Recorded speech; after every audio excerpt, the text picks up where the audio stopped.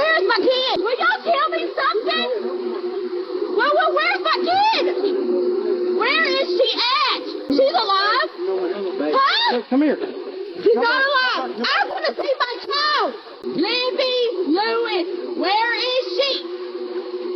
Where is she at? This is the cry of a mother whose world has just shattered. A mother begging for the answer she dreads most. Darcy Bass is Livye Lewis's mother, pleading for a truth too painful to face, desperate to hear that her daughter is alive, yet knowing deep down that the nightmare she never imagined is real. This is the story of 19-year-old Livye Lewis. Welcome back to Chilling Fireside Stories, where I tell true crime stories with the utmost care and respect for the victims and bearable for my community. If you haven't already, please subscribe. It truly helps me continue bringing these important stories to you. These cases deserve to be remembered. Now, settle in and let's begin. The morning of October 31st, 2020, the town of Hemphill, Texas, woke to devastating news. 19-year-old Livye Lewis had been found shot to death in her car, abandoned on the side of a rural road. Born on October 4th, 2001 in Shreveport, Louisiana, Livye was raised by her mother Darcy Bass and father Joinme Lewis. After her parents divorced, Darcy relocated with Livye and her sister to Hemphill, a tight-knit town with just over 1,000 people, where everyone knew each other's name. From an early age, Livye's compassionate and nurturing spirit was undeniable. She adored babies, thrived on caregiving, and carried a natural selflessness that drew people to her. Her kindness was matched by her determination. Livye was brilliant in school, consistently earning straight A's and graduating as valedictorian of her class. While still in high school, she obtained her certified nursing assistant certification, securing a job at a local nursing home where residents adore her. Her co-workers admired her maturity, often remarking that she was wise beyond her years. While most teenagers spent their time figuring out who they wanted to be, Livye already knew. Her dream was medicine, first becoming a nurse, then advancing to physician's assistant. She was already well on her way, graduating with a scholarship to a local college and eager to build the future she had worked so hard for. In late 2019, 18-year-old Livye Lewis, a high school senior, met 23-year-old Matthew Edgar through mutual friends. Matthew, married to Montana Bokel with 2 young children, began texting Livye, and their connection quickly escalated into a secret relationship. Uncomfortable with the situation, Livye ended things, unwilling to be a homewrecker. She moved on, focusing on her bright future, but Matthew wasn't ready to let go. Months later, he reached out again, complaining about his marriage, and eventually leaving Montana to pursue Livye. Feeling less uneasy now that he was single, Livye began dating him publicly. At first, their relationship seemed stable. Livye moved in with Matthew and became involved in his children's lives. However, cracks soon appeared. Matthew's temper especially, when drinking led to explosive arguments. Despite warnings from friends, Livye kept the struggles to herself. By summer 2020, Livye confided in her cousin Sydney, revealing that Matthew's abuse had turned physical. She shared a photo of her bruised face, admitting he had punched her. Sydney warned her the situation would only escalate. Livye, trapped in an abusive relationship, texted Matthew about her fear, writing, "I'm scared of you. You've laid your hands on me multiple times. I deserve better than that." Tragically, her efforts to address the abuse would not be enough to prevent what came next. Matthew Edgar's abusive behavior escalated, forcing her out of a car, destroying her belongings, and turning arguments into explosive confrontations. Despite everything, Livye held onto hope, believing Matthew could change. She gave up her college plans to stay in town and to live with him and care for his children, even redecorating their room to create a sense of stability. But love doesn't fix abuse. On her 19th birthday, October 4th, 2020, Livye discovered Matthew had been secretly seeing his ex-wife Montana Bokel. Heartbroken, she ended the relationship for good. This time, the breakup was public, and Matthew didn't handle the rejection well. Matthew spiraled, engaging in brief public flings to provoke Livye, but she ignored him entirely. Friends described him as obsessed, furious that she had walked away and even angrier that she acted as if he didn't exist. His entitlement and rage would soon turn deadly. On the morning of October 31st, two young women were driving down Farm to Market Road 83 in Sabine County, Texas, when they noticed something unusual. Two vehicles were pulled over to the side of the road, and inside one of the cars, they saw a girl slumped awkwardly. At first, they thought she might be sleeping, but as they approached to check on her, they discovered the horrifying truth. The girl was dead, slumped over the steering wheel with her legs crossed, showing no signs of struggle or defense. They instantly recognized her. It was Livye Lewis. Authorities arrived to a devastating scene. Behind Livye's car was a black truck belonging to Matthew Edgar's cousin. Lying in the grass between the vehicles was Matthew himself, covered in blood. He was found unconscious, curled up in a fetal position, and covered in blood on the side of a rural road. Emergency responders revived him, but he appeared confused and disoriented, offering no explanation. He was immediately transported to the hospital. Authorities were baffled.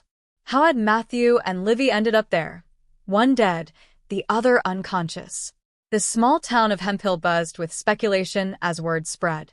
Livye's mother, Darcy Bass, learned of the tragedy not from the police, but from a friend who mistakenly thought Livye had been in an accident.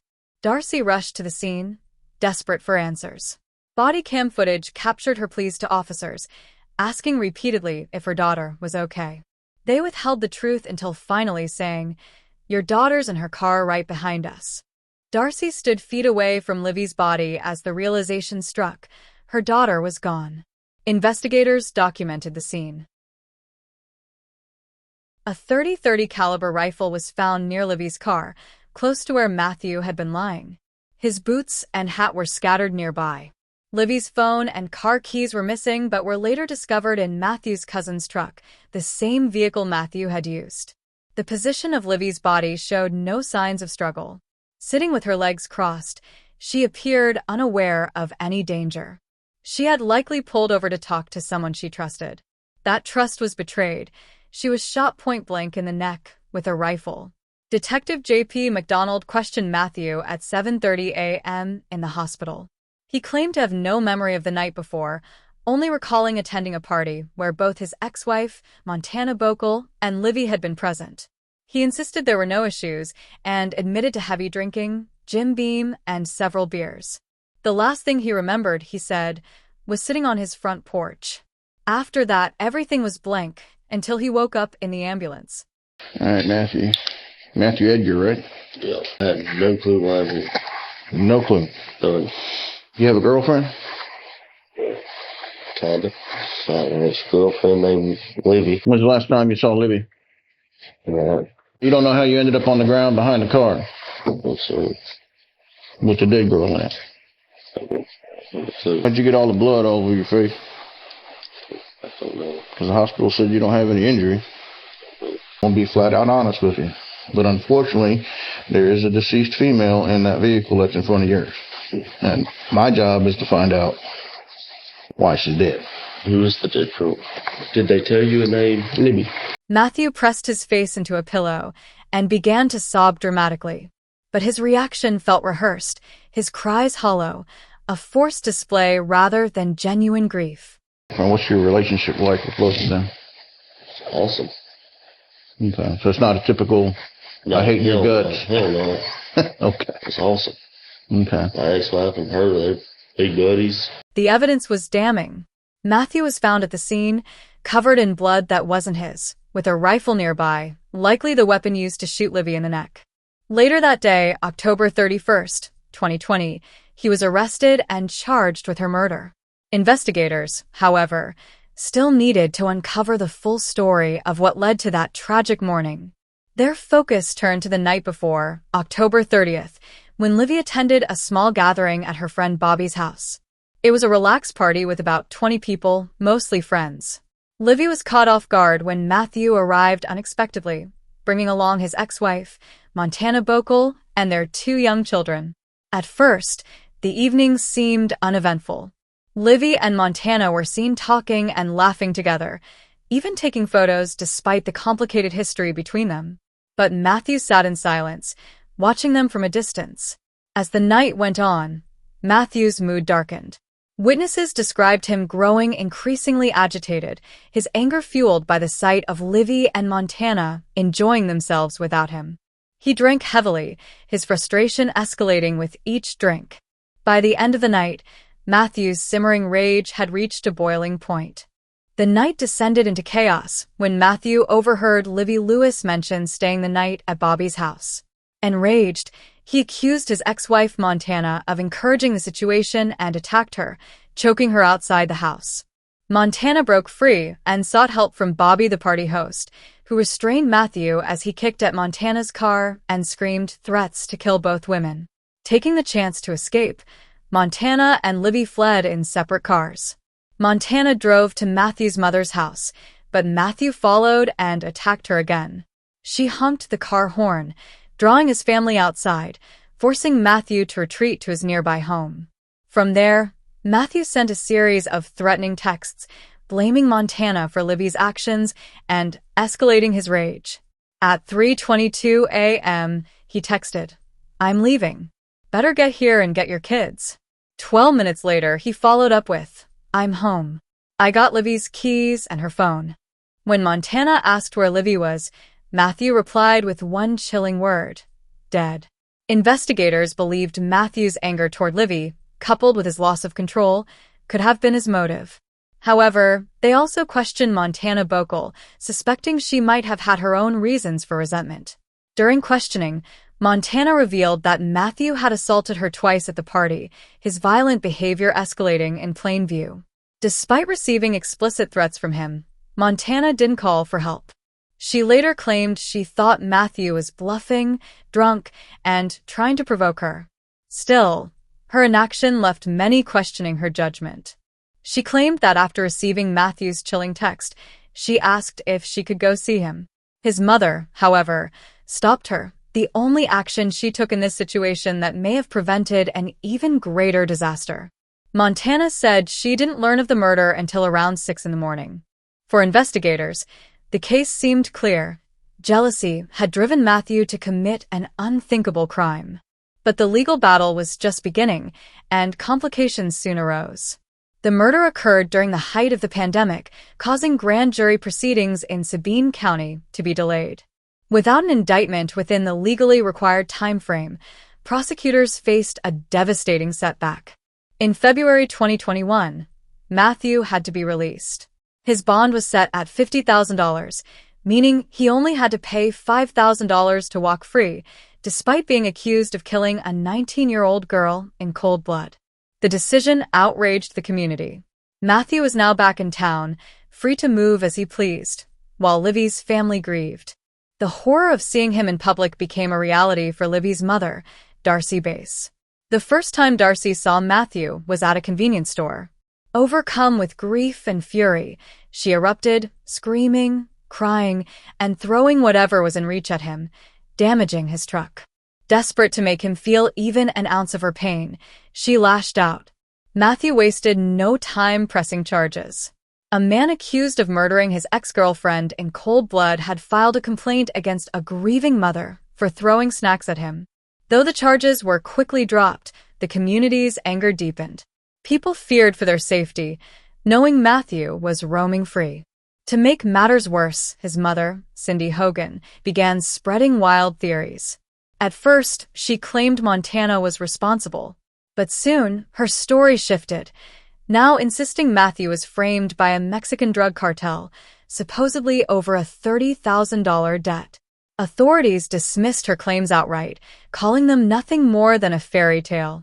All evidence pointed to Matthew, and no cartel involvement was ever substantiated. Still, the rumors only added more chaos to an already devastating case.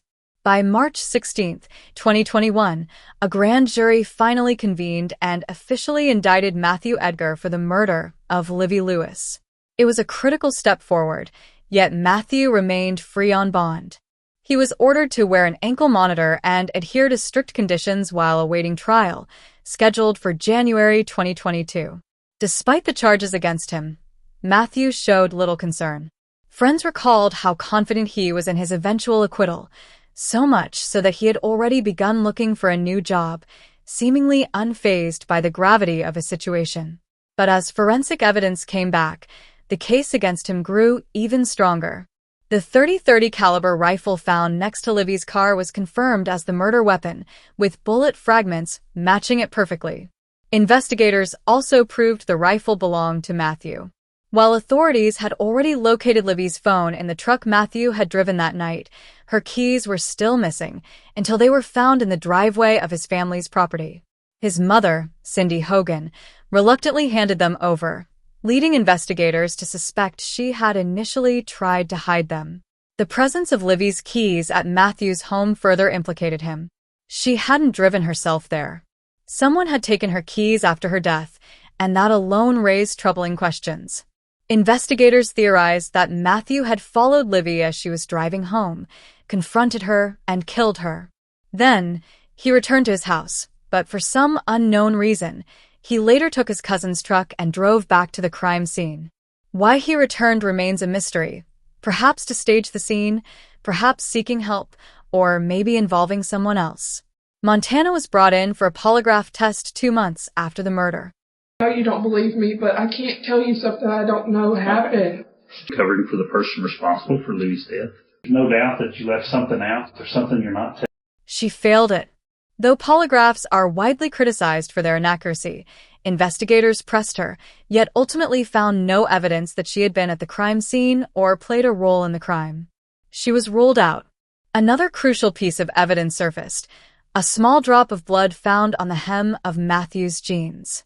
DNA testing confirmed it belonged to Livye, placing Matthew at the scene when she was shot. On January 24, 2022, Matthew's trial finally began. He arrived wearing a bulletproof vest, surrounded by law enforcement. Authorities feared retaliation from an outraged community. On the first and second days of trial, Matthew sat in court, listening as the prosecution presented its case. They laid out forensic evidence, witness testimonies, and the deep history of control and jealousy that had led to Livye's murder. Then, as day 3 arrived, the day his defense team was set to argue its case, Matthew never showed up. Matthew's disappearance sent shockwaves through the courtroom. His mother, Cindy Hogan, claimed he hadn't come home, had taken his gun, and intended to end his life, but her timing raised suspicion. Why wait until his trial was about to resume? Law enforcement panicked. An accused killer had vanished, possibly seeking revenge on witnesses. Despite wearing an ankle monitor, Matthew had let its battery die, disabling tracking. Alerts should have gone out, but they weren't acted upon, allowing him to slip away unnoticed. A frantic manhunt ensued. Tracking dogs followed his scent into the woods for 2 miles before the trail abruptly stopped. Had someone helped him escape? Meanwhile, under Texas's trial in absentia law, the trial proceeded without him. The prosecution rested its case, while the defense seized on gaps in the forensic evidence. They argued that the blood covering Matthew wasn't his or Livye's, raising questions about another potential suspect. The murder weapon, Matthew's rifle, had no fingerprints or DNA, leaving investigators unsure whether it had been wiped clean or mishandled in testing. DNA found on Livye's body included an unidentified male profile, separate from Matthew's, while more unknown profiles were discovered on him. Despite these uncertainties, the overwhelming evidence still pointed to Matthew. After just 90 minutes of deliberation, the jury returned a verdict: guilty. Matthew Edgar was convicted of the murder of Livye Lewis and sentenced in absentia to 99 years in prison. But by then, he was no longer just an accused killer. He was a fugitive.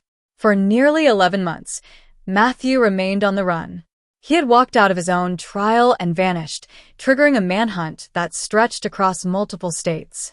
Authorities followed reported sightings in Louisiana, Nevada, and parts of Texas, but every lead turned into a dead end.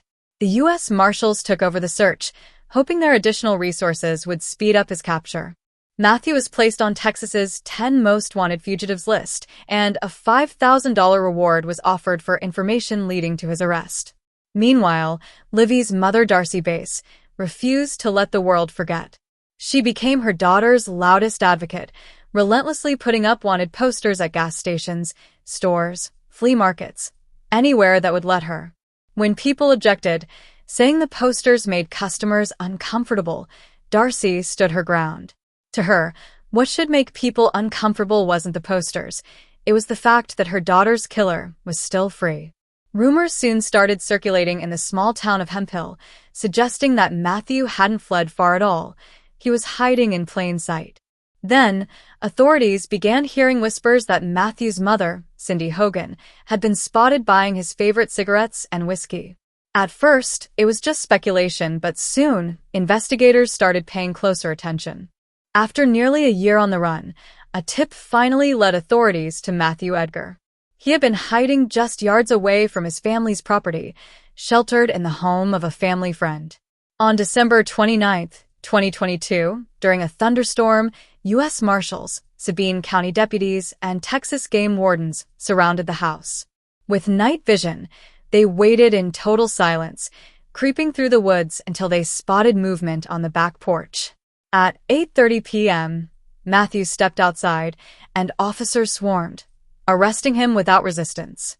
"Sheriff's office! Anybody outside? Come out with your hands up!" His first words?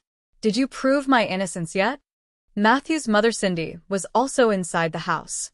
Though she appeared surprised by his presence, her actions later led to charges of hindering apprehension. Sir.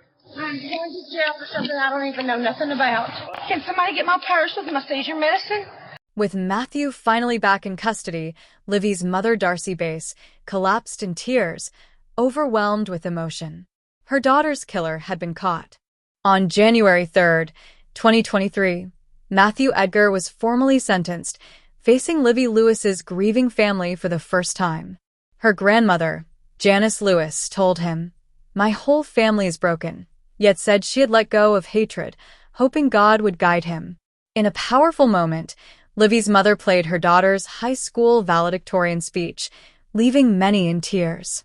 While justice had been served, Darcy Bass knew there was no true justice for her daughter's life, only the hope that Livye's name would live on. Matthew received 99 years in prison, though Texas law allows parole eligibility after 30 years. Few believe he will ever walk free. He still insists he has no memory of that night.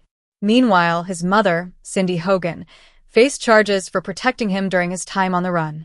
In October 2023, she was indicted for hindering the apprehension of a felon, turned herself in, and was released on $20,000 bond. She faces up to 10 years in prison, with her trial pending.